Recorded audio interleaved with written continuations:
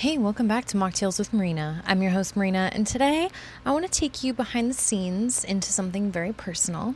How my husband and I are navigating pregnancy as entrepreneurs with no day jobs and no traditional safety net. Now, if you've ever wondered what it looks like to build a business and a family at the same time, while also rejecting the traditional job path everyone seems to rely on, this episode is for you. So let's start at the beginning. When we left our last job, we did not have a safety net. We did not have a savings account stacked up for the just in case. And we definitely didn't have that cozy 6-month cushion you always hear people talk about. But what we did have was conviction that staying in the job was costing us more than leaving it ever could.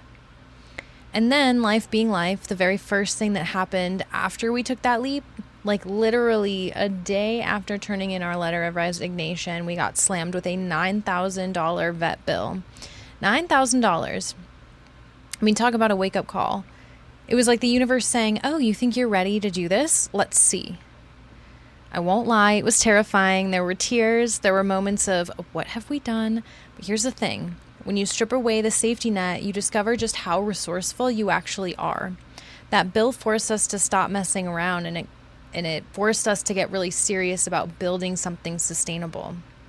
Now, before I move into the next part of the story, because spending $9,000 on a vet bill can seem super crazy, but this is where context really matters. So Wiley was our second shelter dog that we adopted. Honey was our first, but Wiley was the one that had the medical situation. And my husband and I, we adopted our first shelter dog like 3-4 months into our relationship, into living together. And the reason was because the place that we worked at was very dog friendly. And there were other people who also had shelter dogs. So it was this environment of like dogs helping people helping dogs. And it was incredible. It was inspiring. It's one of those like whys behind what we do that isn't always advertised, but it's always in our hearts and in our everyday.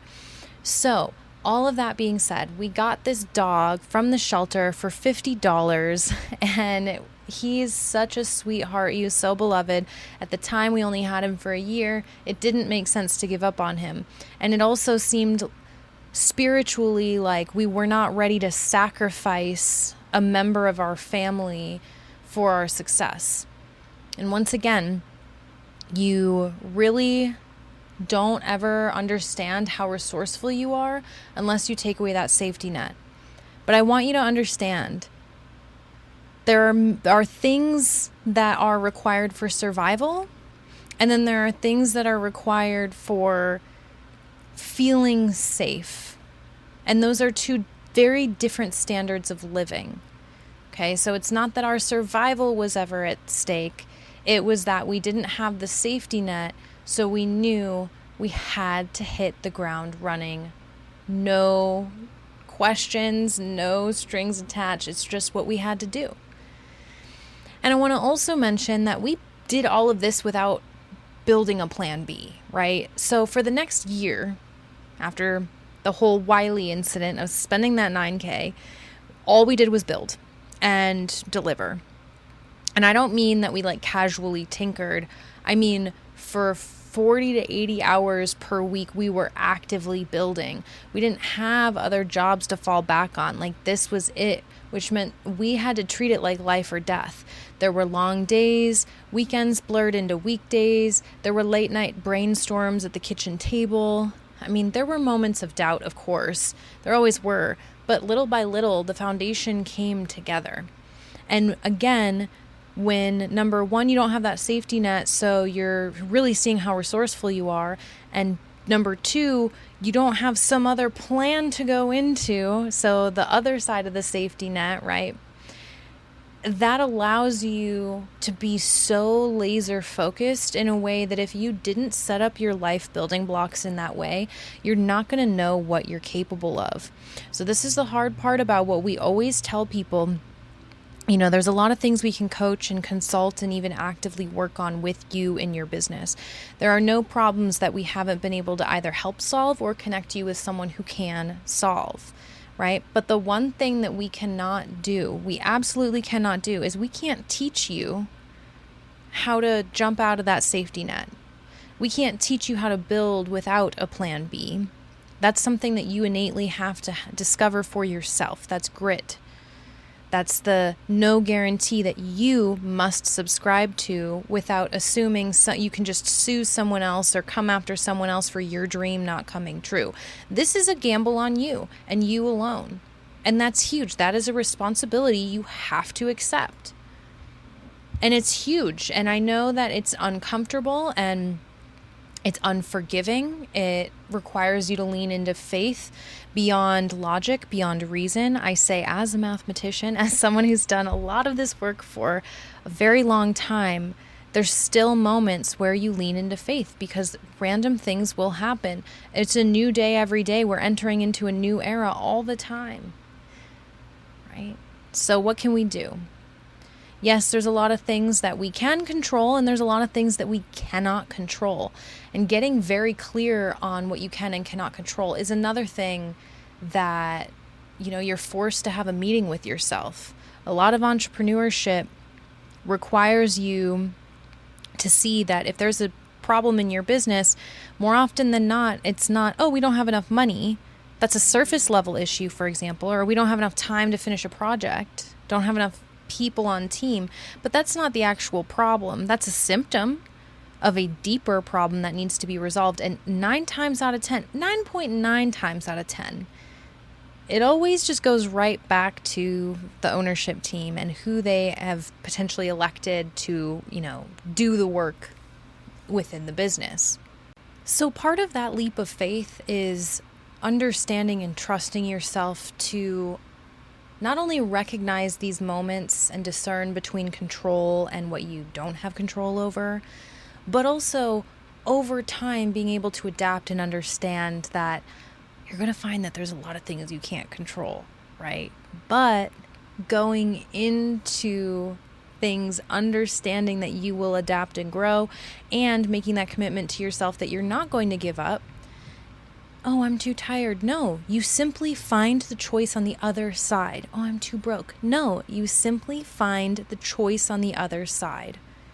Side note, anytime I say something about price or finances not being the issue and someone is very highly triggered and then they don't, some people will drop off after I mention things like this. And I think that's another one of those prerequisites where it's like, look, we can help you so much with your business and so much with your financial mindset. But that initial leap to understand that, investing that initial jump, regardless of what that number is, but that initial jump of whether that's not having a safety plan or you're putting everything on a credit card or you don't have a backup plan, like these are all things that if you don't have the abundance mindset to understand that, like on the other side, you're going to figure it out. And if you are too busy focused on being stressed, you're not going to figure it out. That's when people quit. You literally kind of have to brainwash yourself into being seemingly delusional. It feels delusional at first because we're programmed to fear. This capitalistic society works well on fear for those who are the laborers rather than those who are the people making the big money, the big decisions on top. So I mention all of this because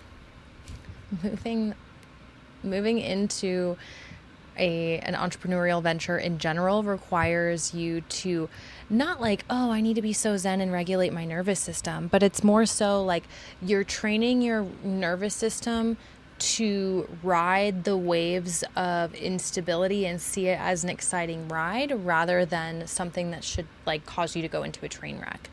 And speaking of, again, being pregnant throughout this whole thing, it's entering into pregnancy, you have to be calm because, real quick backstory, at my last job, I had a miscarriage because I was overworked.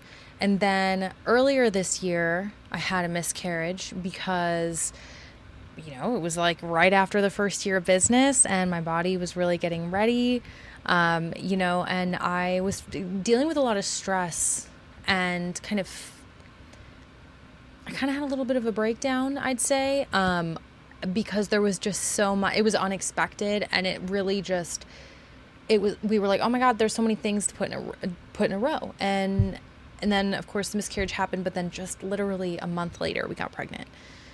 So a couple months. So point of that was June, we get pregnant again, and I'm recording this in September. So, we're just a few months in now. We took it so different. We're like, you know what? We have enough recurring revenue to where all of our bills are paid, and we have enough systems, and we built it to where I don't have to, bare minimum between 5 to 20 hours a week is all I've got to do. And some of that I can easily outsource to Tyler, my husband. And there's a lot of other cool things we have up our sleeves to allow this client work to continue, even working super duper part-time. So again, I'd say all of this because we knew after having the first miscarriage in our old job, and knowing that we wanted to be really present, and we really wanted to kind of build a legacy. Our goal is to have our kids grow up in the business. We want them to learn how to be savvy in this economic climate, in the game of life that we have to play here, right? And there are ways with tax strategy and getting super smart with money that is going to allow them to not only be set up with a retirement that's totally taken care of by the time they're 18, but on top of that, we all get to learn a lot of these things together as a family collective. So going into this pregnancy calm, it's so simple because we're not focused on the finances. We're focused on the systems and the why behind the systems, and we know that we're going to figure out any clog that comes up within the machine, right? So again, entering into this calm, if you would have asked me a few years ago what I'd feel like at this stage, at this life stage of being pregnant, I would have probably said stressed, overwhelmed, maybe even panicked, especially if you told past me, oh, you're barely not even 2 years into this business and you're pregnant and you don't have a backup, but you're gonna be fine. That would have intimidated younger me. But now I am so calm because we've already designed our business to support us through this season. We don't need to scramble for maternity leave. There's no gap in our clients. No one's going to unexpectedly fire us. And I say that jokingly, because of course it's clients can always do whatever they want, but we've genuinely developed such an incredible base of clients that we've already talked through the support plans, how we're going to continue to be here. There's no gaps in service. And everyone's cool and very happy and excited and celebrating with us. So again, we set up all the systems to hold, even if we take a step back, and that is such a gift. It means that we truly get to enjoy this season instead of white knuckling it. And again, I mentioned tax strategy. Let's go back to that and let's talk about actually getting super smart with money, because it's very important that I talk about the mindset stuff. But here are some of the very pragmatic things that we did, because honestly, this was the game changer. So when we first started, we were just paying bills the way we always had. And then we started digging into this tax strategy, not in a boring accounting way, but more in a lifestyle way. We realized if we just literally change the way that we thought about money going in and out and how we're charging it, we could be playing a totally different game. I'm talking literally, you can be saving, anywhere from 4, 5, 6 digits in tax bills by just being smart about how you're spending the money that you're likely already spending. So all we're doing is just doing things different. It's not that we're spending more or less. We realized how much we had been overpaying just because we didn't know better. We weren't taking advantage of the structures that are literally designed to support business owners. So once we learned, it was like flipping a switch.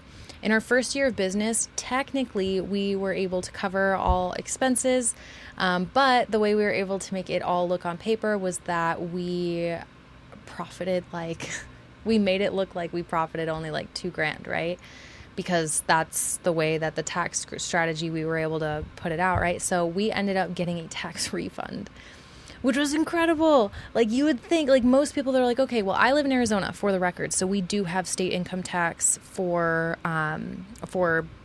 like self-employment. We're not like Nevada or Florida where they are 0%, so they don't have to pay as much, right? Like, we have to allot 15% of our profits to be like what we pay in taxes, right? So how do we make our profits look as small as possible? That was the question we asked, and we received all of the knowledge that was needed. The tax code itself is thousands of pages, right? But only the first few dozen pages are actually the rules of the tax code. The rest of the thousands of pages after that are all of the different ways that business owners are incentivized to do good business, to do good for the economy, and to make the wheels of society move, right? And that is why the tax code is written the way it is. So it's one of those things that just changed everything. Then we also, of course, we eliminated some non-essential expenses, but not in like we're depriving ourselves kind of way, but more like this actually isn't important to us kind of way, right? Like, we were getting so laser focused on building this business that, yeah, there are some expenses that naturally fell off because we just didn't have time to spend. And we didn't miss it.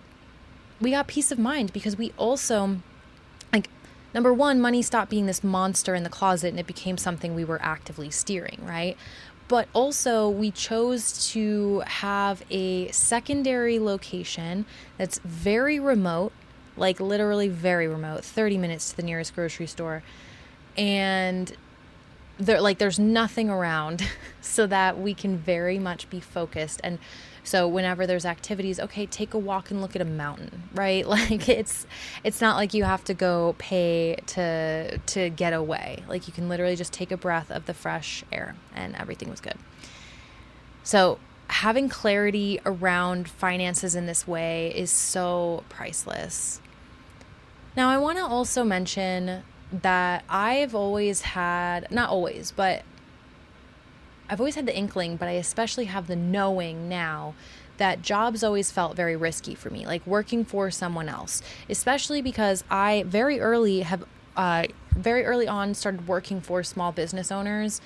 And I've always been told this. And in fact, this is a quote from one of my favorite managers I ever had. She told me, Marilyn, that's my legal name, and that's what I went by back in the day. She's like, Marilyn, you are by far one of my best employees I've ever had. You get things done, you invent things for us, it's incredible. But you are by far the most difficult person I've ever had to manage in my entire life. And I know that's been the case for pretty much any job I've ever worked, because I can't help but to ask questions, want to improve things, and all of that jazz, right? And in corporations, they don't like that.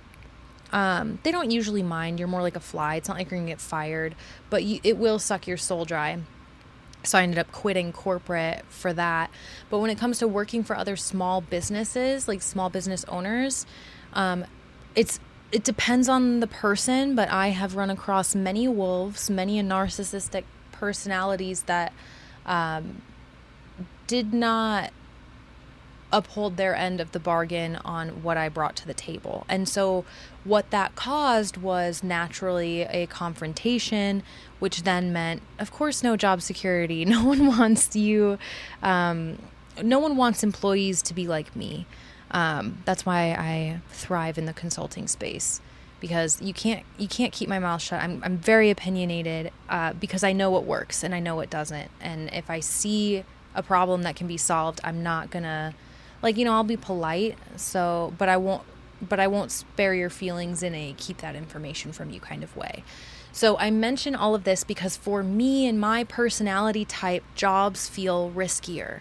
Like, I am the person that they would hire to innovate a new system, but they're not going to keep me around long enough to stick around for retirement, because I will become too expensive. They will find a way to kind of cut me out and hire someone who is less expensive after whatever system I've built that automates the job. Boom. I can very easily replace myself in just about any job I've ever worked, minus creating actual drinks, right? Because I'm not a robot person.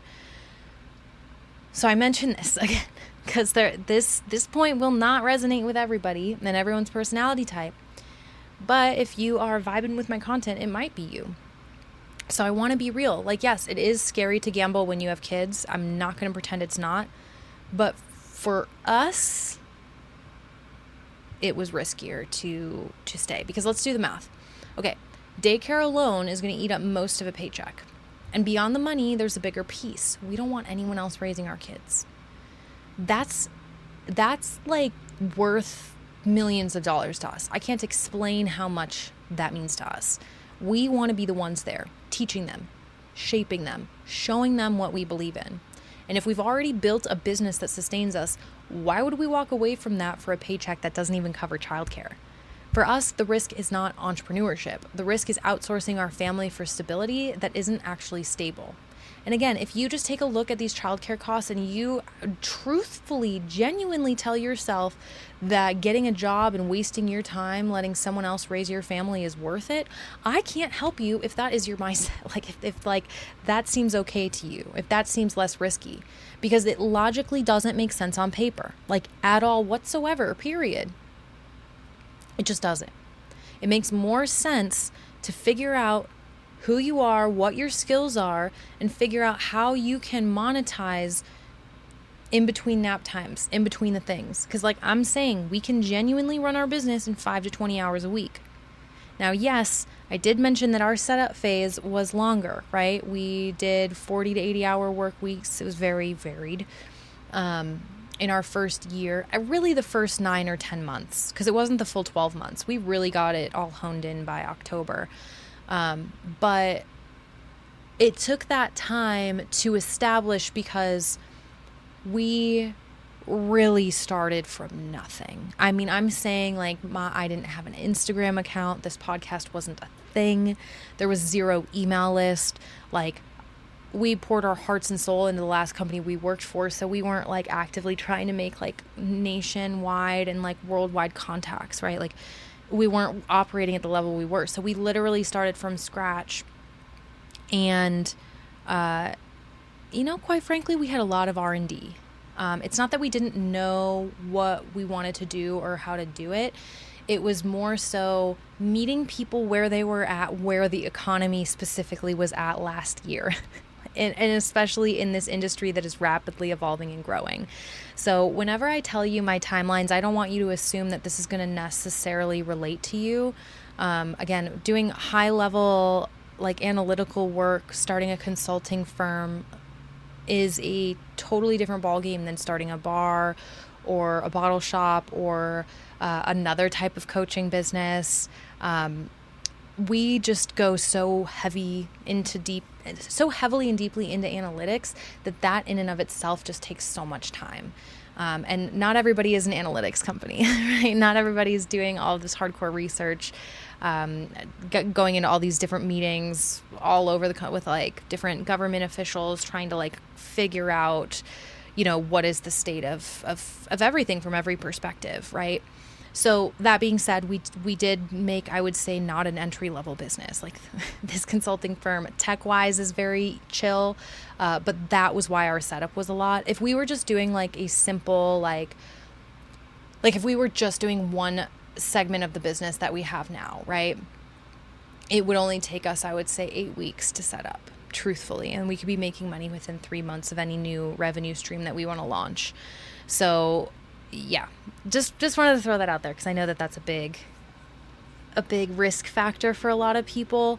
But truthfully, you can get a lot of these things started while you're phasing out a current job if you are currently employed. It's just about being very smart about managing your time and listening to the advice that's being given to you. I've had a client that I worked with for quite some time, and we would go over R&D. We would agree on what needed to be done. We would check in a week later and nothing would get done that was on the list. ADHD kicked in and random other things were always done. So that grit inside of themselves wasn't there, and that's not something I can install.